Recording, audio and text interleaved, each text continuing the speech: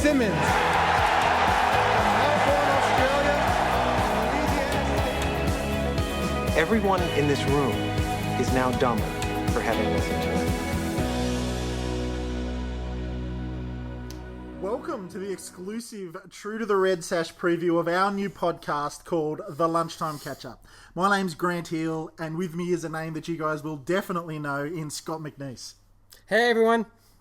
All right, so this is a podcast that Scott and I thought we'd put together for the True to the Red Sash members, just as a bit of a sample of the wider podcast that we're hoping to put together, the wider sports-based podcast that we're hoping to put together with a really strong Essendon focus.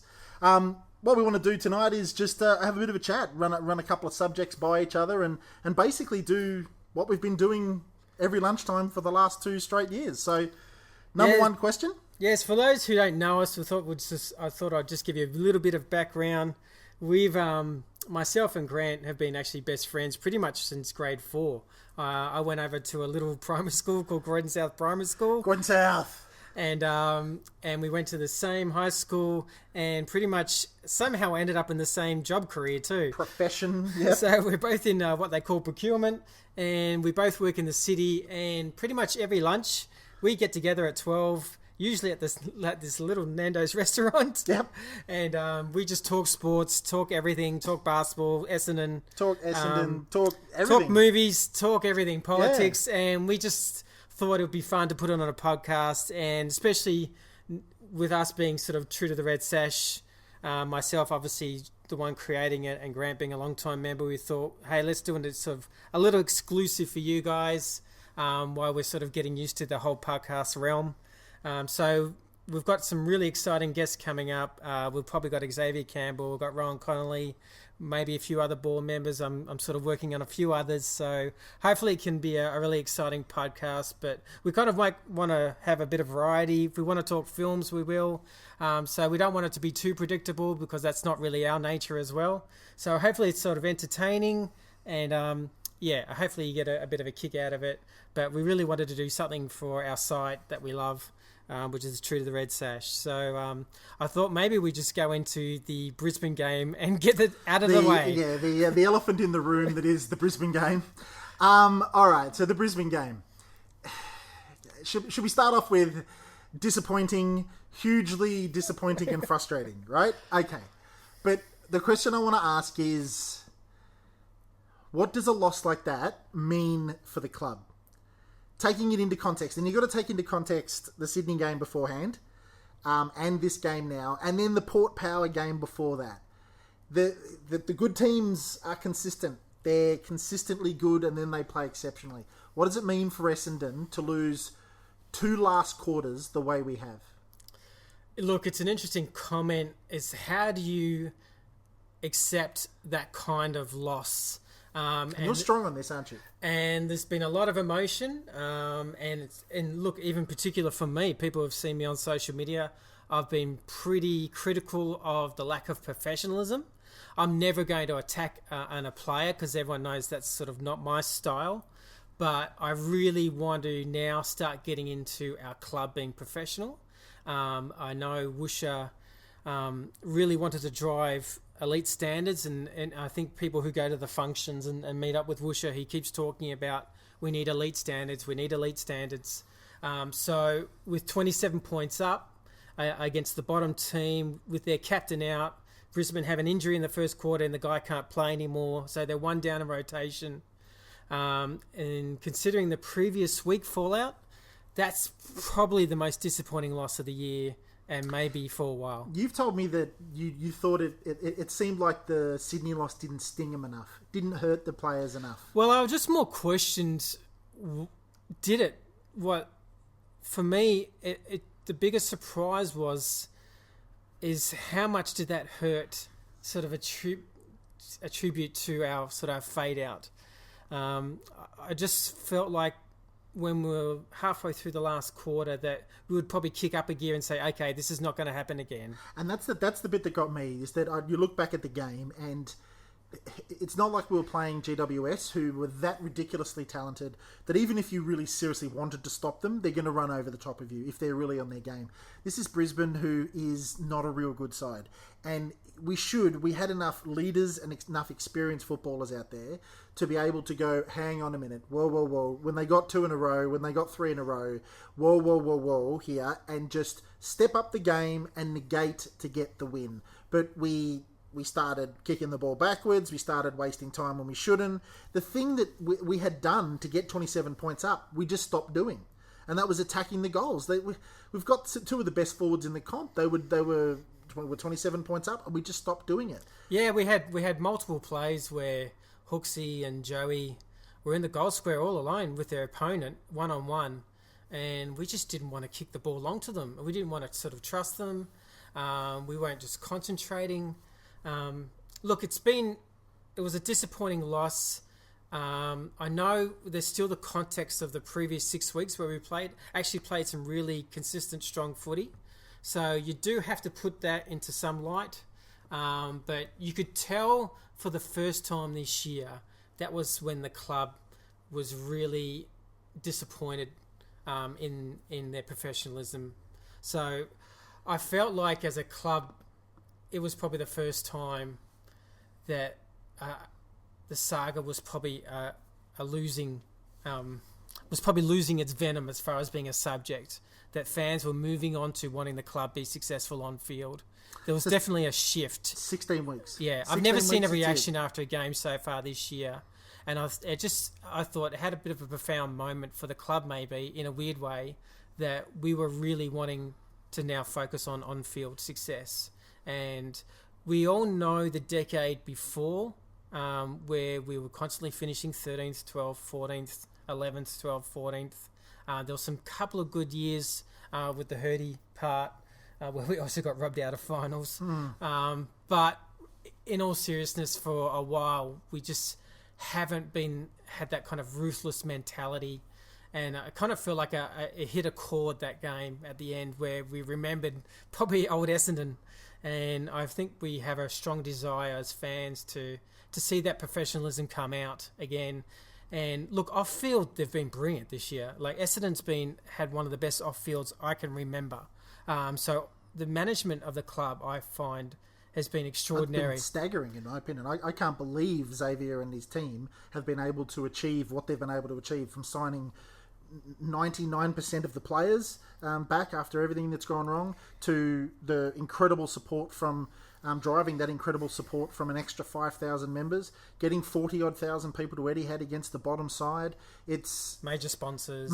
That's very important. Major sponsors. The Women's League coming in. It's just been a really positive year off field. And look, the fans have been incredible. So the 41,000 against Brisbane is fantastic. And you probably sensed a little bit of Xavier almost feeling that even after the Sydney loss, we had such a big crowd. Yeah. So I can sort of hear our CEO hurting through that tweet during the week. But look, really how they react this week, we'll know a lot more about where things stand. So maybe we should go into the changes and the Collingwood game this week. Before we do that, I want your opinion on the Xavier quote.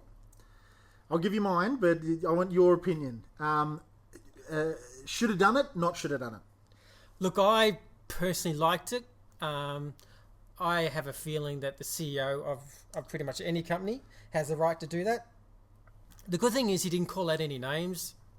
So to me, it wasn't too specific to the any sort of players or leadership group. So I liked it. I'm not quite comfortable with him apologising for it, but I'm actually quite open to seeing none of us know the internal sort of conversations. Because it just highlighted for me today the news about Boyd having quite bad depression, and obviously there's been Cloak and a few others now. So I guess I had a bit of a think today and probably step back my frustration on sort of Xavier apologising, going, actually, Scott, you don't really know what's going on, and he has information that we would never have. So I probably a little bit pulled back and went, okay, look, no surprise if the guys like Harvey, McKenna, and probably Woosha. I think Woosha even said in today's press conference that he gave a bit of a spray to the guys. So maybe they don't need repeated sprays. So maybe they've got the message. Leave the coaches to the message. Xavier came out in after the tweet and said he probably shouldn't have done it. But my opinion on it is I'm a little worried. From talking to you, Scott, and the sense that you make on the subject, I guess I'm a soft okay that he did it. I'm a soft yes in that I don't know that he should do it too many more times. I think the message, he's sent a message, and I think, like you said, it's because on all of the internal documentation and all of the coaches' lips and all of the players' minds would be elite standards, because that's the thing that Woosha wants to implement. So that was absolutely not elite standards. I can understand if maybe they didn't get their tackles or the amount of their kicking efficiency wasn't down and that didn't meet their elite standards. But I think the point he was trying to make is that the effort, and there's no sort of statistic for effort, it's just the elite kind of standards start with effort, and that the effort wasn't there. So yeah. All right, so that's that quote. Let's go for this week's game. Collingwood, huge game. Sydney was a huge game. Port Adelaide was a huge game. Brisbane, we're all looking forward to Brisbane for a bit of an easy win. When isn't Collingwood a big game? But that turned into a big game. The old enemy. Who do you like winning against more, Collingwood or Hawthorn? Oh, I always like winning more against Hawthorn. Yeah, so do I. I'm an 80s child, so I can't help but hate them. Everyone knows me that knows I'm Mr. Respectful, but I just can't be for Hawthorn. Can't stand Hawthorn. It's just my one. Yep, it's Hawthorn and Trump. So that's pretty much. Wow, that says a hell of a lot. But with regards to Collingwood, we've got the ins and outs of both sides. Now we'll do the Collingwood ones first. Out, big one, Darcy Moore, talented kid. Who would have got him? Who gets Darcy Moore? Would they have put No, well, Hartley would have got Mason Cox just sheer for height, the bigger unit, and he'll still get Mason, I would say, because you don't need to. It actually suits Hartley really well because Cox isn't a body on body or got speed or anything like that, not physical. And Hartley, I suspect, sometimes doesn't like over physicality. Yeah. He likes to punch the ball from behind. He's good at that. He's very good at it. But Cox is tall, so he's still never easy to beat. Yeah. And he kicked 3 goals or 3 or 4 last week, and in the VFL game before that, he kicked 6. So he's in form. I mean, he's 200 odds, a lot of centimetres. But not having Darcy Moore is a big break. Yeah. It frees up Hurley to really control that back line. Now, the difficult part is Collingwood going to be super small outside of Cox? Is the Elliots and all those guys? Well, I mean, the in for Darcy Moore is Ben Reid. I bet you he plays forward. I wouldn't be surprised if Ben Reid plays forward. Just for that, and he's a good player. Tall marking option, yeah, absolutely. I have no idea why he got dropped. Yeah, and I've talked to many Collingwood fans. I've got my sister's a Collingwood supporter. Yeah. So and they were a bit sort of dumbfounded. Something behind the scenes there, methinks. Yeah, little something. But so I've never really Ben Reid in. The other outs we've got some half decent names, but not ones that are really going to set the world on fire. In Tom Phillips and Jackson Ramsey. Yeah, nothing. No, I'm not real worried about those guys coming out. Travis Varco. Look, of all the names, Travis Varco is a really big plus for them. We've got a Travis Varco in. We've got Ben Reid in, Travis Varco in, and Josh Smith. Varco gives them some leadership. So and Varco's good. He's a good role player. Good. Yeah, good midfielder. Josh Smith, I know, was the best young player at Collingwood. He won that award last year at Collingwood. So he's an up and coming kid, but. Again, I don't know that it's anything we particularly need to be worried about. So I think they've named a fairly quick side, so it'll be interesting. It'll be a quite fast-paced pressure game. I think there'll be really a lot of heat in the first 10 minutes of this game because you got Buckley having a big week. He's real close. So he's really close to being full pressure. And I must admit, probably to the surprise of True to the Rest, and I'm actually a bit of a Buckley fan. So. I am off-field. When I hear him speak, I think he's one of the... That's great, but he hasn't got the respect of the players, I don't reckon. No, well, they're still their structures. They're not good. Are terrible. They're not good, So as much as I like him off field. I think he's one of the great talkers of the game, and I think he thinks really agree. well. So I'm always I've surprised seen him when I hear interviewed, him. like on the footy shows and that sort of stuff. I see him interview. He's an articulate guy who I think has a kind of he knows the message, he knows the plan he wants to implement at Collingwood. I just don't think it's being implemented. No. And I think that the players they've gone out and bought haven't worked, obviously. No, well, their recruiting is really, to me, bad. is Jesse so terrible. Smith, Mundy, Varco's been barely serviceable. Daniel Wells, okay. But, spend all your time and effort going getting another Treloar or go and get another Taylor Adams or somebody like that who's a good, talented kid and grow them. It's what Essendon's doing. We've got a whole heap of kids. We've picked up 2 veterans that are serviceable. Well, that's great. But we've got more merit, Parish, Merritt, all those guys and girls coming through. So they're the ins and outs. Your pick. I'm picking the Dons. Just.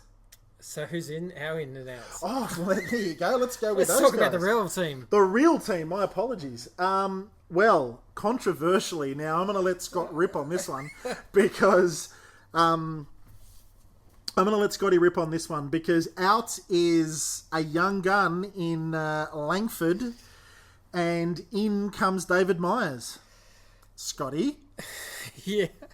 I don't know if I want to be totally honest here. Look, that's... Just don't swear. I find after last week's result that a surprising team picked, and I'll just say that for now. Look, it's not that Myers coming in because he had 35 possessions and was okay in the VFL. It's just the person who's coming out. And you have to have a feeling that some of these kids that of the higher picks, sort of the top 20 picks, we've got to start playing them consistently. So I'm just not sure if it does his confidence any good. That's what I'm worried about. The confidence side. How many games has he been in the side since he got all those 30-plus touch He games? must have been omitted at least 3 or 4 times. No, but the time he went back, the most recent time he went back to the VFL, he played like 3 or 4 games in the VFL, got 30 touches in every one of them, got BOG in a couple of them, which brought him in. What round was that? Did he play Port Adelaide? He's played the last 2 games, so really he came in for the Sydney game. Yeah, so he came in for the Sydney game, was okay. See, 2 okay, games... yeah. And look, in all honesty, he has been sort of between the 50 and 20 possession mark. But look, he had 7 tackles last week, he had 19 possessions. You know, when you look at a guy like Collier, who had 13 possessions, you just wonder, and I looked at Green, and Green's been a great addition, but I don't know if anyone else noticed, but in the last quarter, he was really struggling to run across the ground. One thing, I was watching him closely in that last quarter, and he was actually, fitness-wise, struggling. And I honestly thought he would be the out this week. In all honesty, I thought the out might be Green and Buckley coming in. Yeah, I mean, he could do with a rest, Green. So, So, look, it was a little bit of surprise that a kid goes out. I know there'll probably be a lot of other fans who probably wanted multiple changes. I don't mind sometimes a coach, when the club's under the pump, to actually tell his players he believes in them. So I'm not too concerned that it's not multiple changes, but they want to back it up. But they really want to start showing the faith that the coach has in them. You're right. I agree. I don't agree with Langford coming out and Myers going in. I like Myers in the side, brilliant player, hard, tall, good left foot, but Collier. It's not so much the Myers in; it's the person going out. Exactly right. I want to see Langford. I want to see him grow, and he is growing. That thing you were telling me about. They're playing Langford in the VFL, where he's getting 30 touches a game. He's getting that confidence where, if you try and make him learn in the ones, he might only get those 15, 20 touches, and his game might grow slower. But I think now that he's proven that he's a 30-touch player in the VFL regularly, you got to give him the opportunity of 5, 6, 7 games in a row, 8 games in a row, like they did with Darcy Parish. They put him in and they left him there. Now, Darcy, when he plays through the midfield, is a 20-plus midfielder. And it's a bit like Connor McKenna. Connor McKenna, the same thing. They've played Connor regularly and consistently, and it's starting to show. So that's a question. If we can get any of the guys and girls from the Bomberland on this podcast. It's a question I'd love to ask him. They don't have to tell us the secrets, but it's a question we'd ask him is this sort of thing part of the overall management plan of Langford? Like, are we aware that we're taking a young kid out and putting him in and putting him out and putting him in? And they just say something like, "Yep, we're aware of what we're doing, and it's something that we're working with Kyle on, and we know what we're doing."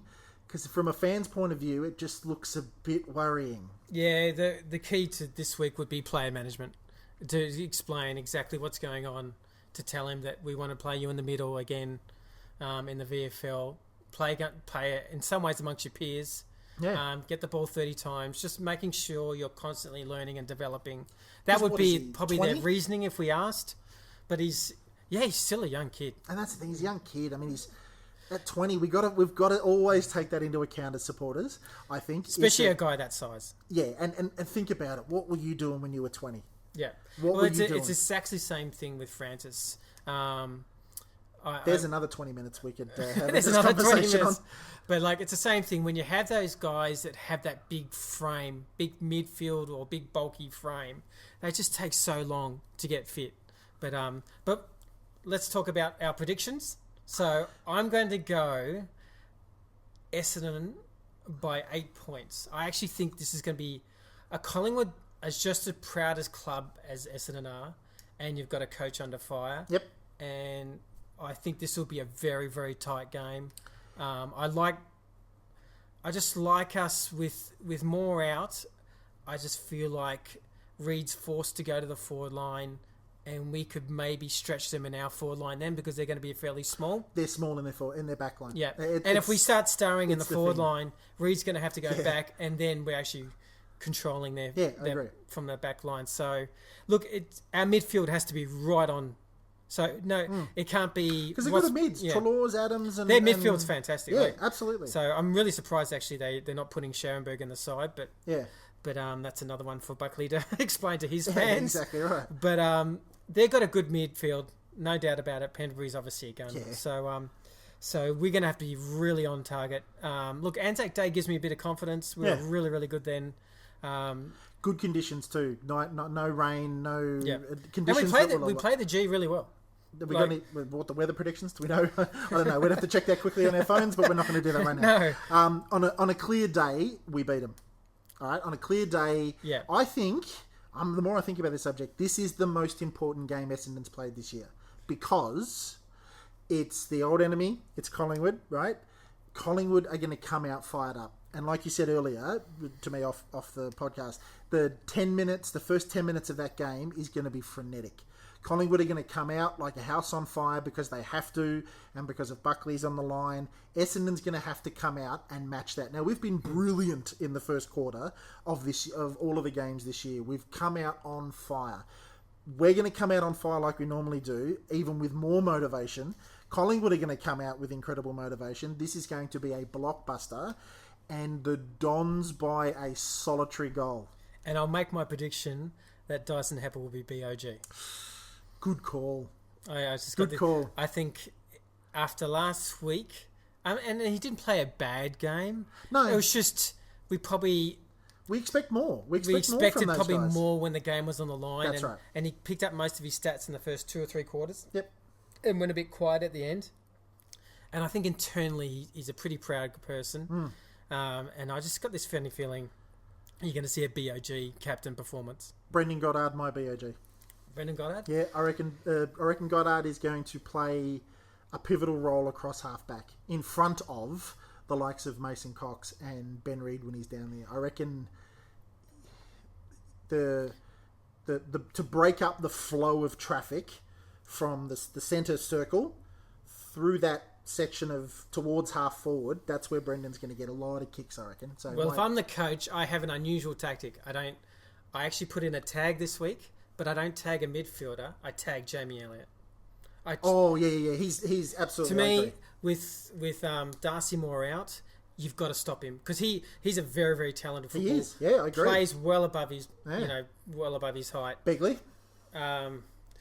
So Begley, or do we? Well, he's not Begley? playing. So Begley's not playing. No.